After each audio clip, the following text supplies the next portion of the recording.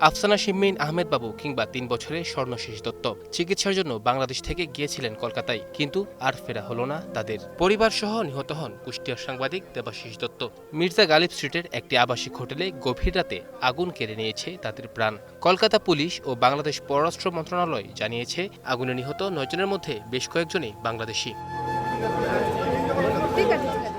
এরই মধ্যে নিহতদের মরদেহ দেশে ফিরিয়ে আনার প্রক্রিয়া শুরু করেছে সরকার। পরিবারের সদস্যদের সঙ্গেও যোগাযোগ করেছে পররাষ্ট্র মন্ত্রণালয়। মধ্যে আমাদের মিশন কলকাতায় যারা নিহত হয়েছেন সেই পরিবারের সদস্যদের সাথে যোগাযোগ করেছে বাংলাদেশে।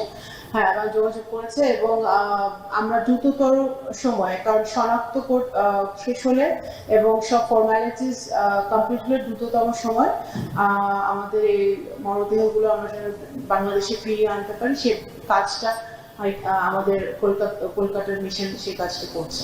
হোটেলে আগুন লাগার খবর পেয়ে দ্রুত ঘটনাস্থলে ছুটে আসে দমকল বাহিনী। প্রায় 2 ঘন্টার চেষ্টায় আগুন নিয়ন্ত্রণে আসে। পরে হোটেল থেকে উদ্ধার করা হয় 9 জনের মরদেহ। আহত 60 জনকে কলকাতা মেডিকেল কলেজ সহ বিভিন্ন হাসপাতালে ভর্তি করা হয়েছে। মানুষের মৃত্যু হয় কিভাবে, এই জিনিসটা সরাসরি দেখলাম।